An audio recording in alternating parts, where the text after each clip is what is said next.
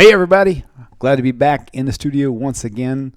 Today, Rabbi Chaim Coffman coming out of hiding after 6 months, discussing a really interesting thing. What do we expect? What does the Hebrew Bible teach about the end times? What are we supposed to expect? We know what Christianity teaches. We know what Revelations talks about and all the reflections back in Daniel and everything. But what does the Jewish Bible, the actual Hebrew Bible, what does it say? That's what we're going to discuss today. It is quite controversial. I expect a lot of differing opinions along the way. So we'll find out. So sit tight. We will be right back.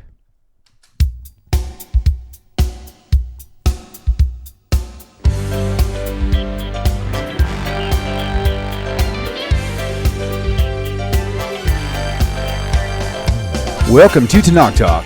I'm your host, William Hall, broadcasting live out of Kingsland, Texas, USA, with another episode of Controversial Issues with Rabbi Chaim Coffman out of the Holy Land. Welcome back, Rabbi, and welcome back to the rest of the viewers out there. Thank you for tuning in. Rabbi, thank you for showing up. I guess you probably liked my little coming out of hiding intro. Listen, it's been 6 months. People have had a break, so I think I think it's been good. I think it's been good for everybody all the way around. It has, especially I mean, it was a slow slowdown, and when it finally stopped for just for the holy days in that time frame, it worked. It was good timing because I really needed to have a couple months off myself to actually get everything fine-tuned, and I did wind up getting started in here a week later than I had planned, but we are up and running, and this is the third show of the new year in the new studio, and so I'm glad you're a part of that as well, and so yeah, so we'll. I guess we can get right on moving. I know our time seems to fly once we get into these controversial topics.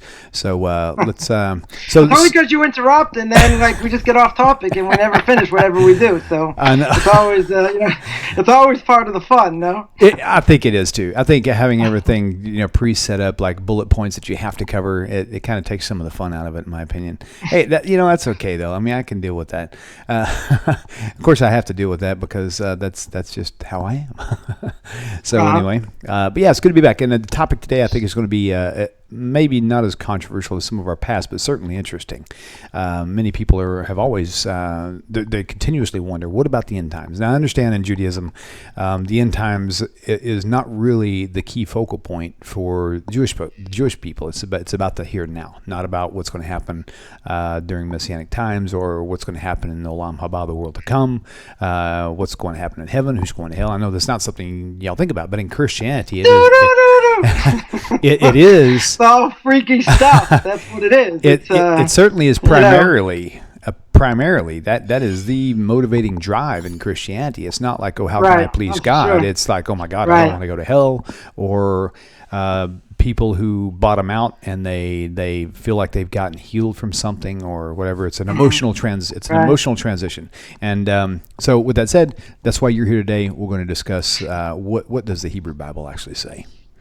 So I've heard a lot of people say that, if in all my classes, if this would be the only topic that we'd speak about, so, people would be Jewish in a second. It's, speaking about the unknown and things that, we don't necessarily have, any clarity on. If you look at the verses, throughout Tanakh, one verse contradicts another. It's something that is hidden. It's not clear. Obviously, the people who don't know are the ones, are the ones that are, speaking about everything. And people who do know, they're not really saying anything. So the Rambam said that it's forbidden to try and figure out, when the Messiah is going to come, and going through the verses and all that, because if a person would make a mistake according to their own calculation, what would happen? They'd say, according to this, and according to what the verses say, and according to what the prophecies and all this, what's going to happen? Well, it didn't happen, therefore it must not be true, and they go off and become a heretic, right? So there is an idea, right, that certainly the Jewish idea against the Christian and other ideas is that we have not come into this, we don't have a Messiah. The Messiah has not come, even though there's a Messiah in every generation that's brought down. Nonetheless, if we don't deserve the Messiah to come, then he is not going to come. So there's a famous story There's a famous story the Talmud tells in Tractate Sanhedrin 97b. You can look it up over there. It's the famous story with Bar Koziva, or as known as Bar Kokhba. Bar Koziva means actually the son of the one who lies, because everyone thought, when he was coming up and he was fighting against the Romans, that he himself was actually the Messiah. Now, what happened? So as we all know the story. He sort of got ratted on, and he got cornered. He got killed. He ended up getting killed. Rabbi Akiva over there said that he made a tremendous mistake. He thought that Bar Kokhba, or as it was known, Bar Koziva, was actually the Messiah. So the Rambam over there says, and this is a major difference between what we hold, what the Jews hold, certainly what the Christians hold, is that you cannot die in the process if you are the Messiah, right? So we learn it out over there from Bar Kokhba. But now there is a question. There are two Messiahs. There's the Messiah of Yosef, and there's the Messiah of David. Now there's a question. The Talmud asks: does the Messiah of Joseph, does he die or not? Right, in this process. So there's a difference of opinion. One opinion is, that he does die. Another opinion is that he doesn't die. There's a certain place in the Shemona Esrei, in the silent meditation, that we say that, that we pray that he shouldn't die. He shouldn't die in the process. So at this point, where we're holding, there could be different times in history where the redemption could have taken place, and for whatever reason, it didn't. If you go to the Passover story, right, before we actually get into the nitty-gritty here, if you go to the Passover story, there are 4 cups of wine, right? The 4 cups of wine, well, the first cup of wine is for Kiddush, for sanctifying the day. The second cup of wine is for the Haggadah, for telling over the story, right? The third cup of wine is for benching, for grace after meals. And then you have the fourth cup of wine, and then you have the last cup. What's the last cup? The last cup, you fill up the cup for Elijah the prophet.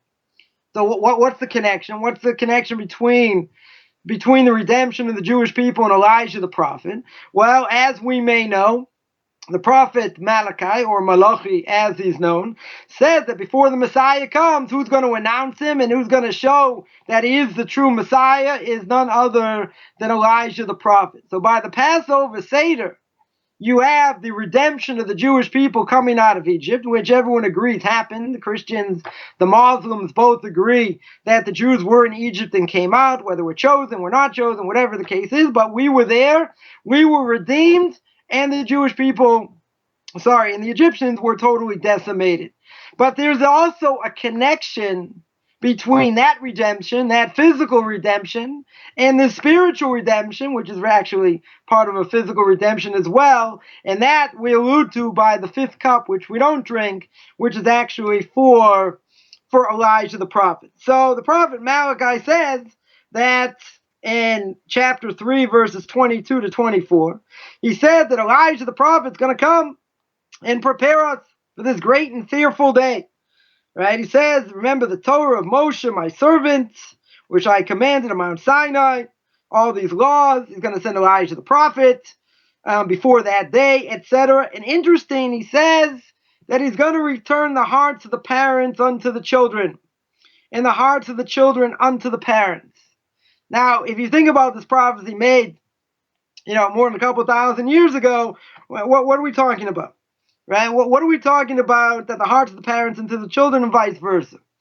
Right? Keep in mind, up until about 200 years ago, 250 years ago, basically everybody was Orthodox. Right? You had different movements, later that tried to change things, but essentially, even though, there was idolatry in the world, even at the time of the Second Temple, etc., you did have other groups running around at the same time. Right? People stayed usually in the straight and narrow path. I mean, obviously there were dissenters and, etc. But everybody, up until this point, was Orthodox. So what are we talking about? We're talking about the last 200 years, 250 years where the Jews have gone totally astray. We have only 10% of the Jewish people keeping any level of Torah mitzvah. That means 90%, right, are holding basically nowhere. They don't know Shema Yisrael. They don't know anything. right? They barely know anything. So here we have a prophecy, that the prophecy says that there's going to be that day, that great fearful day, which we'll see. It's going to be total destruction, but the hearts of the parents are going to return to the children and vice versa. So what does that mean? So for us, in the last 30 years, there's been an unbelievable move of tshuva, of what we call repentance. In the last 30 years, a tremendous tshuva movement where you have people that, grew up not religious, etc., had no knowledge whatsoever, and, brought themselves back.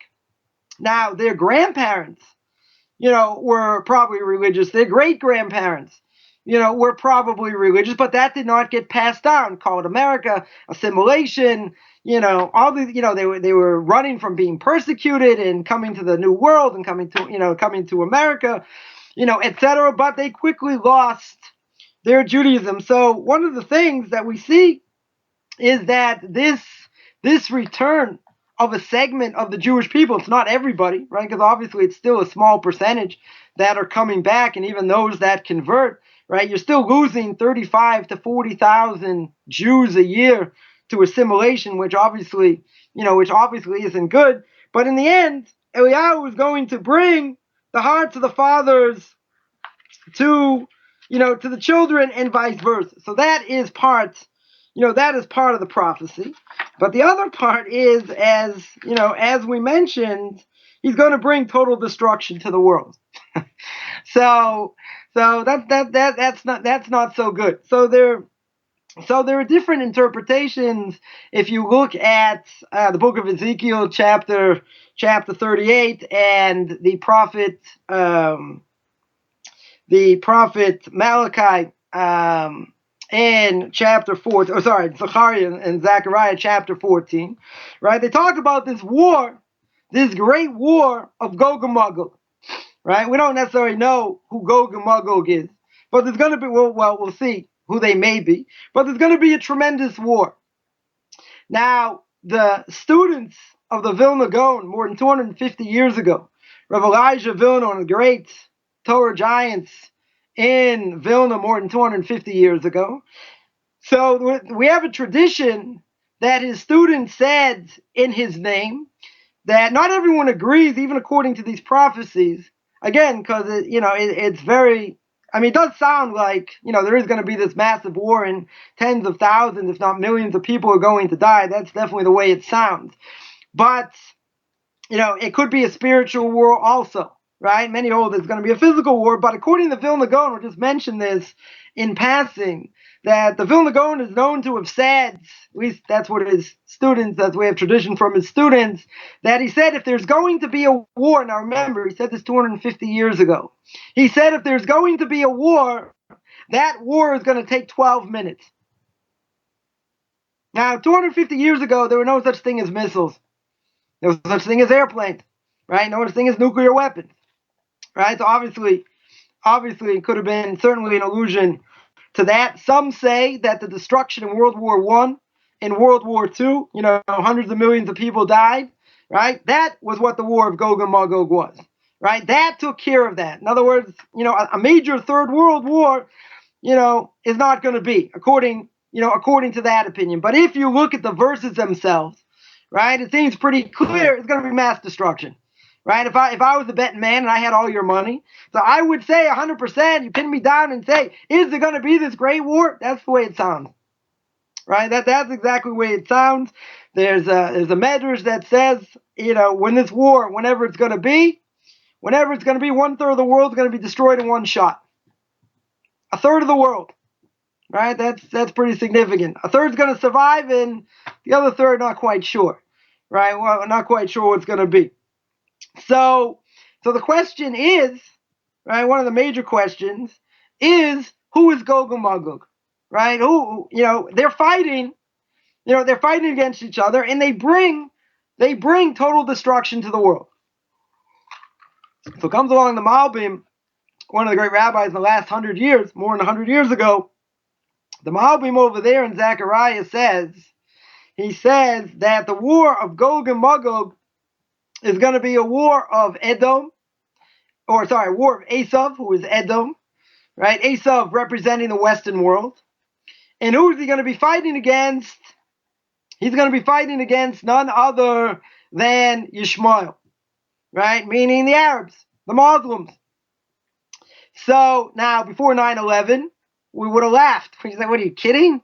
You know, the Muslims are going to have that kind of power, right? The Western world, have that kind of power." Or let's say the Muslims. I mean, Muslims, yeah, they had a certain level of power over, over the centuries, but certainly not global power, right? They were basically, nomads and, whatever, living in different areas, but taking over the world, the whole different, thing. So it comes on the Malbim, and the Malbim says it's going to be this bloodbath.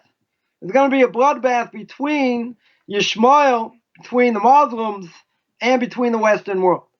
Now, while they're destroying each other and they're killing each other, they're going to realize, well, first of all, he says, why are they fighting? Because he says they have chiluke das. They have differences in opinion and religion. Well, that's pretty much an understatement. They have differences of opinion, and they're going to realize that while they're fighting each other and destroying each other, what's the real reason? Right? What's the real reason behind it? Of course, it's the Jews. It's the Jews' fault. So they're going to realize that why they're fighting against each other, and they're going to march towards Jerusalem in order to destroy the Jewish people. And that is when the beginning of the end is going to come. However, it's going to manifest itself, and the Messiah will come, and as he says, the Malbim says the first people that get destroyed are the ones closest to the land of Israel.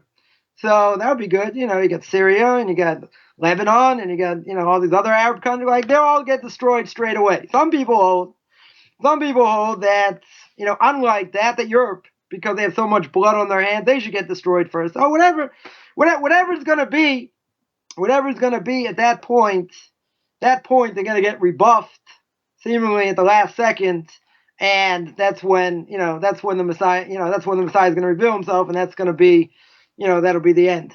That'll be the end. Whoever, right. Whoever survives. So that's one aspect. Certainly one aspect of Gog and Magog. There's another aspect where there's a medrash that says that if there's going to, again, this is all an assumption, there's going to be a war, and there's going to be this massive war. But if there's going to be this massive war, it's going to start with the king of Paras. Right? Where is Paras today? Modern day Iran. Right? So, that also doesn't sound so far-fetched, right? In other words, you got these crazy people running around, and they're starting things up or whatever, and it's going to start there.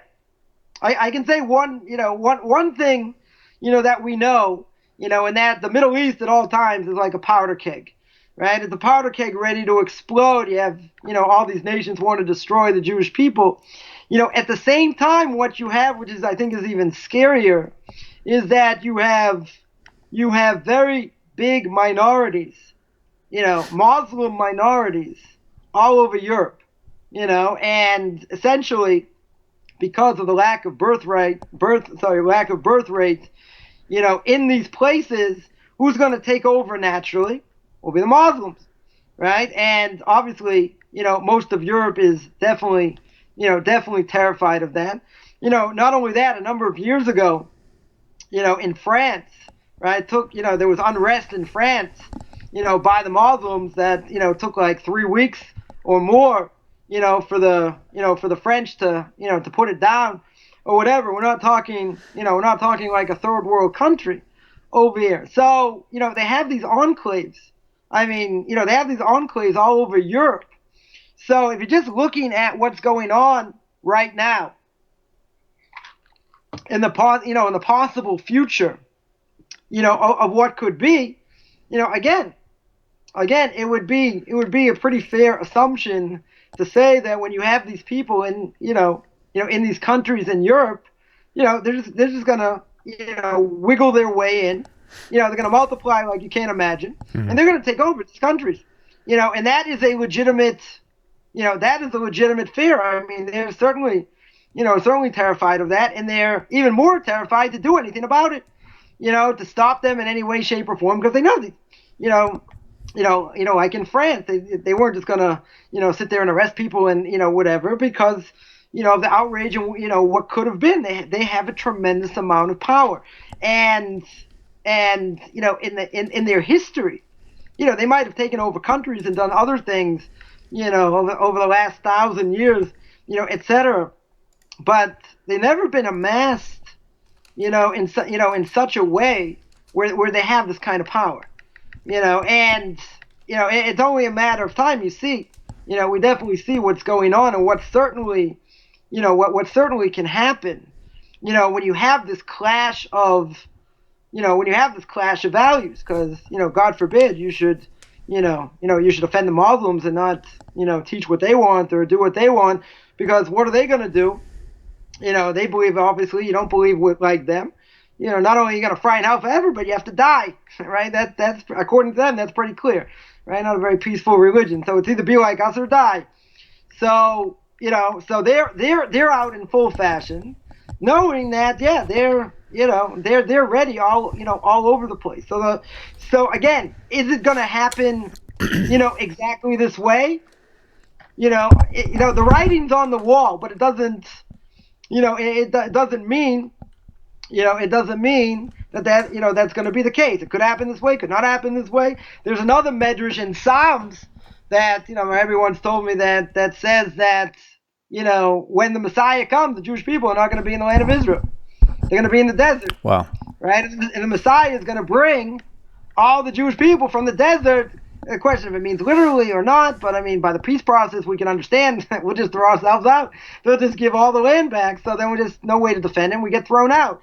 So my Rebbe had this big smile on his face. I'm like, what are you smiling about? I said, if you were here, I said, Amir Hashem, with the help of God, you're around. You're going to be in the desert also. So I'm like, what are you laughing at?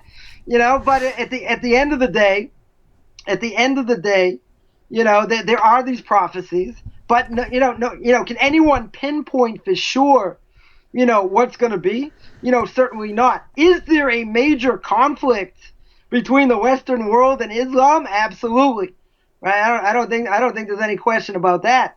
The question is, how in the world is it going to manifest itself when the whole thing just explodes? And that can happen.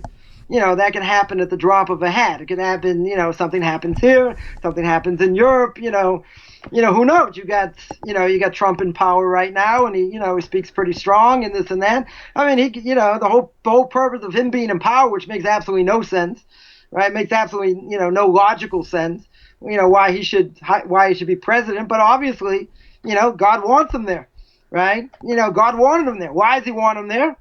I can't say. I can't say for sure, but at the end of the day, by wanting to move the embassy to Jerusalem and and other things, etc. So he's not afraid of too many things. So therefore, things could happen by stuff he does as well. So it's very clouded. It's not something by the Christians. It's like it's like such a big.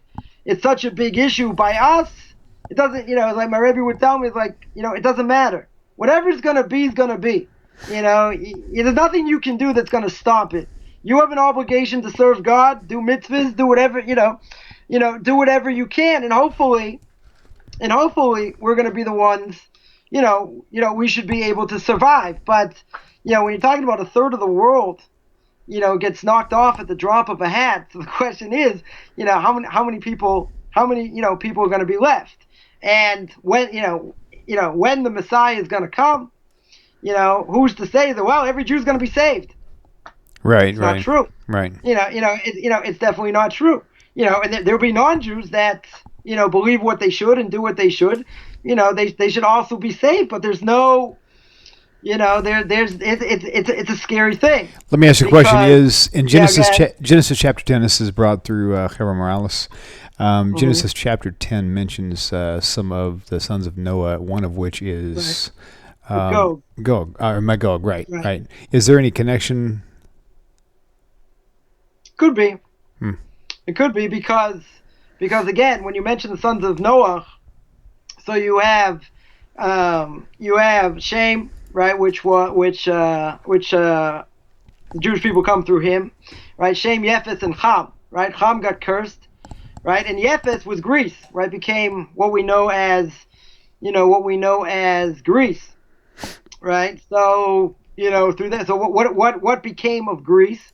I mean, Greece sort of disappeared, right? But we still have Greek culture. We live in a world that's saturated by Greek culture and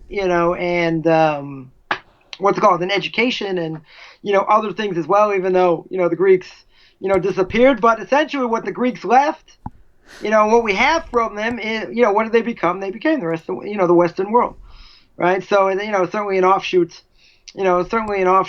of them, for sure. But again, it's not clear, right? It's anybody's guess, so to speak. Again, the way the Malbim sets it up, right? The Malbim seems to stay clear. It's Edom against Yishmael, right? It's the final war of all wars between the Western world, and Islam, and that's certainly the way it looks.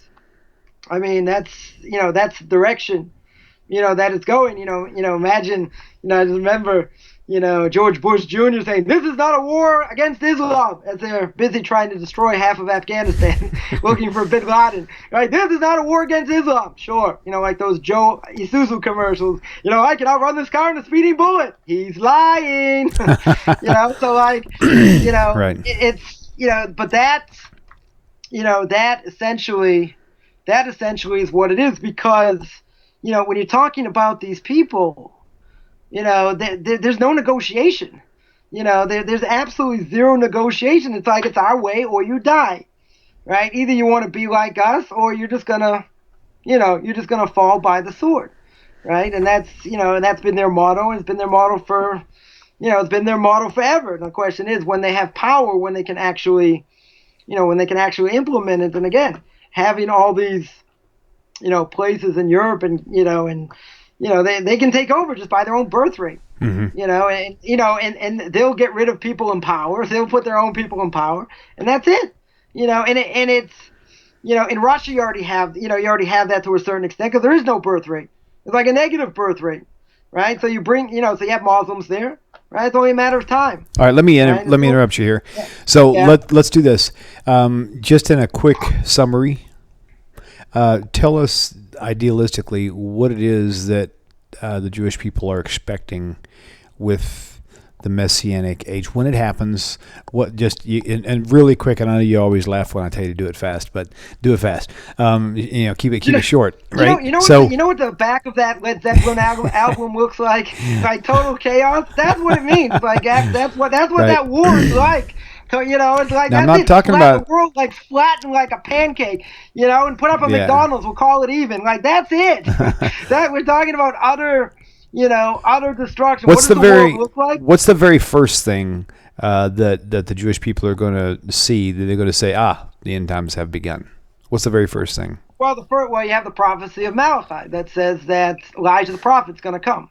Okay. Right? Elijah the prophet's going to be the one to herald in the redemption, right? He's going to be the one to say this is the Messiah. Now the thing is, which one thing actually, it's a good thing you gave me 30 seconds to give this over, right? Is that as I remember, that the entire world, when Elijah the prophet comes and they're going to see the entire world. You can be an atheist; it's not going to help you. The entire world is going to see clear as day. God's running the show. This is the Messiah. Everyone's going to agree. There's only one caveat. What's the caveat? That this is the last hurrah, so to speak, for the evil inclination. Because the Talmud says when the Messiah comes, the evil inclination gets shechted. It gets totally obliterated. So that means that there's no way, based on just that information alone, there's no way that the Jesus figure of the New Testament could have possibly been, just with that one simple truth, would rule him out. There's another simple truth, according to the case of Bar Kokhba, that he died. Okay. You can't die in the process. You want to say, well, maybe the Messiah of Yosef or whatever, but you cannot die. If you die in the process, you cannot be the Messiah. You can have maybe certain character traits of somebody who was dead, somebody as great as Daniel or other people. You can have their character traits to be like the Messiah, but not that they're coming back from the dead, right? You can't come back, you can't come back from the dead, and you can't die in the process, which the only point I was going to make was that everyone's going to agree that this is God's will, and this is exactly what God wants, but then they're going to try and figure out how they can kill the Messiah, and that's the whole question about whether the Messiah of Yosef dies or not. But that's ironic. Imagine the whole world now sees, boy, I've been misled, I've been lied to, I've been duped. This is absolute truth. And then they go out, and then they decide, okay, let's kill him. This is our last stand. Let's take our axes, take whatever. Let's just go out and zap him. And that's it. Which that reality, if you're not, if the evil inclination gets destroyed, then you have no free will. That's why at this point there are going to be such miracles that that happen even greater than what happened in Egypt. No one at that point is going to be allowed to convert, and the reason is because they're going to see things clear as day. They're going to lose their free will, right? Their free will's gone. Because they're going to see all these miracles, like, I want to join. They're going to say, Paul, too late. Forget your scotch. It's over. You had your chance. Right. That's it. Okay. Don't pass go. Don't collect 200. Don't click your heels 3 times. So you think you're total in Kansas. It's not going to happen. It's over. Right. Why? Because you've seen absolute truth. Right. And as you just said, it's not like you're going to have to look for signs. The whole world will know. It's like going to be a light switch got flipped, and it's like everyone's going to know, right? And so then the question is, you believe the Messiah hasn't come? You're right. we certainly believe it because none of the prophecies have come true. Right. Right. Even without getting into JC and whatever you want to say, he did this and did that. He didn't fulfill any of these prophecies. Right. None of these prophecies. So if he didn't fulfill any of them, he can't be the Messiah. He doesn't cut it. Right, not to mention it doesn't come from Beis David, it doesn't come from the house of David, and other things. But and specifically, what we're talking about right now was that if he was the Messiah, then the whole world would have known, not believed, not thought, not perceived, but actually had known clear, that he was the man, and there would be no arguments. Right. Okay. Very good. It's something we can only imagine. Let's say. The halftime of the Super Bowl, that'd be a good time. Or halftime at the World Cup. Okay? All of a sudden, hail, fire, this, that. The Messiah's here. They're like, can I watch the end of the game? Wait, can I stay? The place is shaking, this, that. Right? But it's going to be clear. Everyone's going to see clear as day. The question, though, is, okay, so maybe you'll see it clear as day. It may be too late, though. Right? It may be too late. The question is, who is going to have the ability, to survive. So someone will say, well, you're going to say someone like you will survive. Well, either you believe or you don't believe.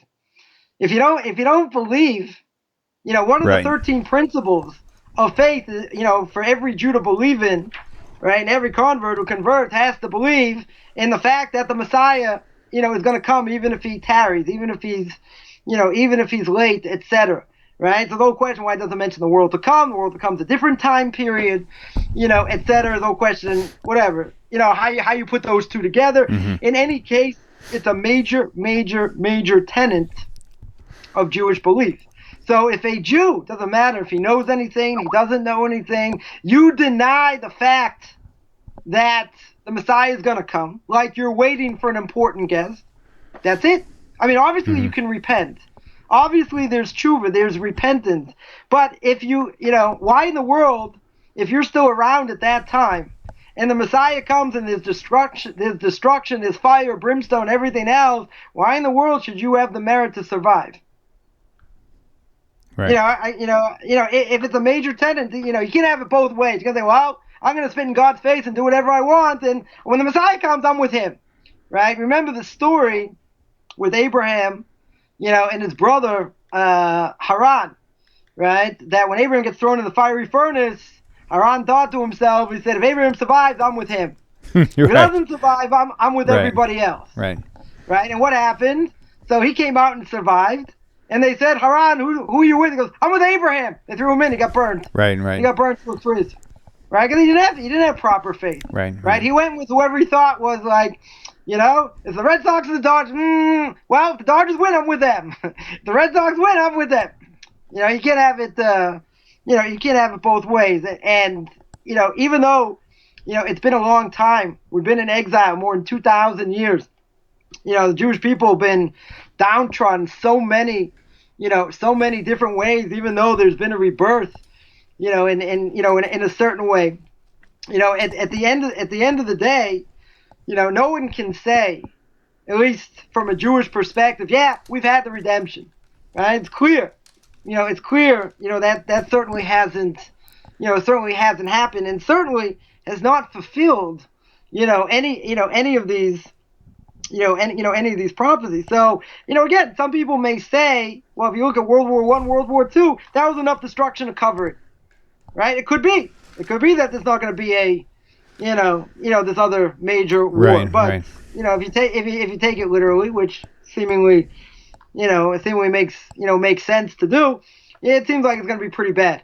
Or as I would say, it'll get worse before it gets better. So that's the whole. That's the whole question, over here is, who are the players, right? And, and again, it's not clear because it's not supposed to be clear, right? We can have ideas, we can think, oh, maybe go like this, maybe go like that. But, at the end of the day, whoever knows really isn't talking, right? That's really the bottom line. It's hidden, it's hidden, in total, in total secrecy. There are contradictions, in many different places. So that, one place says one thing, another place says no, says something else. So it was, put through Tanakh, these different verses, in order, for lack of a better word, in order to confuse us, to make sure no one would ever figure it out. Nobody disagrees, though. Nobody disagrees. We are in the Messianic era. Right, that's clear by a number of things. One thing is that there are 15 signs, that the Talmud says that are signs that we're living in the Messianic era. Right, one of them being chutzpah. Right, chutzpah certainly goes a long way. Today certainly certainly in the Jewish world and certainly in the secular world, right? We see it by politicians all over the place. I mean, people lie, all kinds of things. So, that's going to be the first thing. It's going to be one of the first signs. You can say, well, wasn't there chutzpah in other generations? I don't think in the last, 50 years or more that we've seen, we've seen, such a blatant, chutzpah like that. Another thing, we're talking about inflation, plus recession. So we certainly see that as well, right? Things go up and down. Sometimes, things are better, things are worse. You see that, interesting. Another one is addictive wine, right? That the vineyard will give fruit, yet wine will be expensive, right? So, it'll be expensive, but not, so expensive.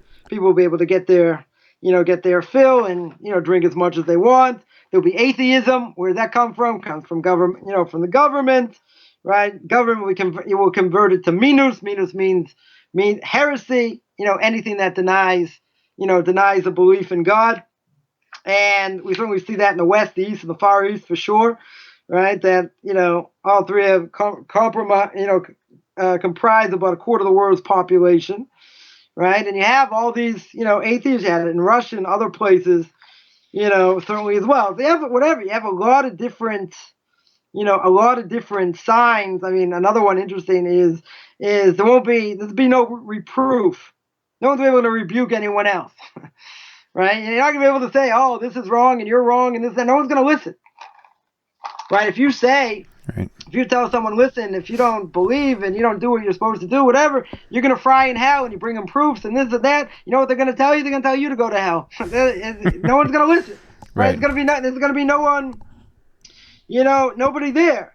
Another interesting thing, places of worship going to get misused. Right? What does that mean? You're going to have places of gathering, let's say like a synagogue or something like that, to be centers of immorality. Immorality meaning Las Vegas night, casino, bingo, right? How many synagogues or dying synagogues? What's keeping them going? Bingo. Playing bingo. So you have a place that's supposed to be used for worship, right? And it's used for other things, right? It's also another, it's also another thing. So what about the youth? What happens to them? They don't even go to anything, right? So you got other things. You got mixed dancing and other promiscuous behavior. You got all kinds of things. You got Torah centers destroyed, borders disappear, breakdown of truth. I mean, all these signs. Here's another good one: lack of respect for elders. Mm-hmm. Right. Right. That's a huge one because, what did the Greeks do when their parents got old? Or the Romans, they take them up to a mountain. Mom, Dad, it's been real. See ya. That's it. They're like, gone. So the youth, the elders are supposed to be just put out the pasture. You don't listen to them. You don't have anything to do with them. Etc. There's no respect, right? As Rodney Dangerfield would say, there's no respect, right? There's you have. I mean, that doesn't even have to be explained. One other thing that sometimes people will hear this idea. They say that the generation will be like the face of a dog. So what does a dog have to do with anything? So just Rashi explains, just like dogs aren't embarrassed by each other, people aren't going to be embarrassed by each other no matter what they do, right? People around, dress the way they want, say what they want, they do what. There's no shame, right? There's no shame in, certainly, in the human body, right? That's for sure. Another aspect is that what do dogs do? Dogs follow. This generation also. You have all kinds of, all kinds of fads. Somebody buys something. You had, in the 70s, you had the pet rock, right? I was growing up, you had Cabbage Patch Kids, Cabbage Patch dolls, right? They still exist. Now you got the, what do they go, American Doll, whatever it is. So, like, you have these fads in things that continue. One person brings it out and everybody, everyone seems to follow it. Okay, however long it's going to last, it doesn't matter. But, people go by, by things that they see, even though they'll say, I'm more open-minded than you. And, I don't follow such strict laws or whatever. But what do people do? They follow what other people do, right? There've been statistics to show, people doing certain things just to try and see if other people will do the exact same thing without any reason why doing it. It's an interesting phenomenon about, just doing what other people do. I mean, again, this idea of lack of embarrassment, all these things, are very common to what's going on today. We're not grasping at straws. These, every one of these things, people say, like, of course, this is obvious. You're right. It's obvious, but as the Talmud said 2,000 years ago, right? Go back to all those crazy videos we did on oral law, right? You go back there 2,000 years ago, they said there are going to be 15 signs that were in the Messianic era, right? When that's going to stop and the Messiah is going to come, okay, that's anybody's guess. It could happen today, tomorrow, it could happen a week, in a month, right? It could happen in a year, in 10 years, whatever the case is. But these are the signs. Clear signs that these are the times that we're living in, right? When it's going to manifest itself, when the whole thing's going to be a powder keg and it's going to pop, it can happen. I mean, the world is just it's just ready to explode. The only question, the only question is, when. So, being where I am, I got a front row seat. You get a front row seat to see. Right.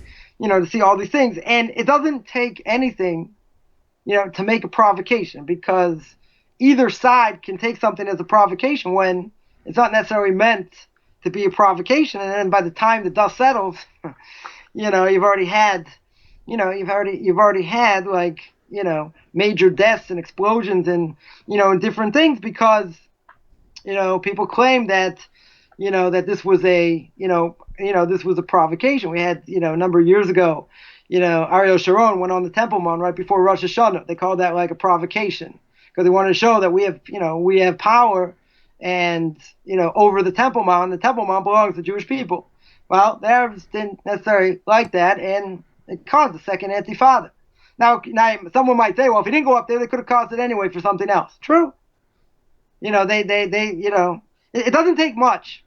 All you have to do is dig a little bit at their religion and go after them. They'll give up their life and lives of many, thousands. They have thousands ready to be willing to die. You'll never, in that sense, you start with them when it comes to their religion, you're finished. They'll fight to the end. Right? I'm not into making provocations for the sake of making provocations. Because you can say, just by me living here, anywhere, even in Jerusalem, is a provocation. Yeah, but they're not going to start killing me because I'm walking around in Jerusalem. They may not, whatever the case is. But, if you come into their borders, in the borders of their religion, and you say, I can go on the Temple Mount, and it really belongs to Jewish people, even though Jerusalem's not necessarily mentioned in the Quran and all that, they're gonna, they're gonna fight, because that is very, that is extremely dear to them. And when it comes to religion, when it comes to their religion, it's not something you want to mess with. But but again, people say that they can do anything, they can make a provocation for anything you do, But again, there are things that are, that are off limits that, you don't want to. You don't want to start up with, because anything to give them excuse to riot and do things, that could bring the whole world, to war. And again, at the drop of a hat. It's not, it's none of this, I'm not trying to be Mr. Doom and Gloom. None of this is far fetched, at all. It's just it's a question of, when the pieces what piece is gonna push everything. Is going to push everything over, and is going to cause, it's going to get everyone else involved, because the rest of the world, they're not going to be interested, in getting involved unless they absolutely have to, in a major world war. If you just, if you look at World War II just for one second, if the Japanese did not bomb Pearl Harbor, the Americans, no way, shape, or form, would ever got involved. They weren't interested. They were not interested in getting involved in a war overseas, right? But they had no choice. They were drawn in, right? They were drawn in, and war is war. You destroyed our ships, our planes and all that. Okay, you declared war, so we have no choice. But had that not happened, they weren't jumping. They were not ready. They were not interested whatsoever. They had nothing to fight for over there, right? They weren't interested whatsoever. To go in. So, the rest of the world, I would say the same thing, unless it's an absolute, provocation, which we can see that if the Muslims start, gaining power and taking over Western places, and, and different Western countries feel threatened, okay, that's going to be a major bone of contention, and you're not looking at that much time before that happens. Right, and another 40, 50 years, if that, in many places in Europe, they're going to turn Muslim, right? It's just overnight. It's just gonna, it's gonna happen. So, right. We're not looking at that much time. We the Messiah this, Messiah that, and he could come in another 1,000 years, and who knows if he's going to come. It's, I definitely, you can say, well, the believing Jew, you have to believe. Yeah, that's true. But again, look at the writing. Look at the writing on the wall and what is. What's going on. That's what, that's what we see. How it manifests itself. Okay, that's, your guess is as good, your guess is as good as mine, right? Again, if I was a betting man, I would say this is the way it's going to go. But at the end of the day, it makes the most sense. Everyone will know. So it's not like, again, y'all aren't like hating on the J-Man. It's just the fact that, if he was that guy, then everyone would know, and that was not the case even when he came. That wasn't the case. His following was not very big to begin with. And so yeah. So it's just it's again, it's gonna it's gonna be it's gonna be universal. It's gonna be no just like the miracles in Egypt. Everyone who saw it, there was no question. Right. There were no there were no doubts. But again, there are certain specific criteria, that have to be met. And therefore, if they're not met, right, then, that either that person can't be the Messiah, or we're not in the right. Right. We're not, we're not in the right time. There are, it could be It could be there are two opinions that is mentioned. There are two opinions. The Talmud says that the Messiah has to come within 6,000 years, which is another 200 and some odd years, right? The Messiah has to come either way. So the Talmud says it can come in one of two ways. He can come either everyone does tshuva, everybody repents, right? And everything's good. And then the Messiah comes, no one gets hurt. Right. No one gets hurt, that's great, right? But, the other hand is, if we don't do what we're supposed to do, then God puts up a king like Haman himself, and then we're forced to do tshuva because we have no choice, right? We absolutely have no choice. And there's going to be a reign of terror and all this and all that, and then the Messiah will come that way, right? So I would definitely opt for the first way. Me being a skeptic, as I may be, I don't see the whole Jewish people doing tshuva, the Messiah coming that way. I just don't see it. But, it could happen that way. But, if there's an evil king and he's making decrees and, there's all these terrible things going on. So, yeah, it would make more sense. It'll make more sense. It'll come that way. But, make no mistake, regardless of what's going to be, right? Again, for most, former Christians, this is the famous, favorite topic. For us, okay, we're not sitting looking at the verse and thinking, okay, it could be like this, it could be like that. We understand there's a concept, we understand what more or less what's supposed to be, at some level, and that's it. You gotta focus on the everyday. You gotta focus on what you're doing now. You can't worry. You can't worry what it's going to be tomorrow. You can't worry about politics. You can't worry.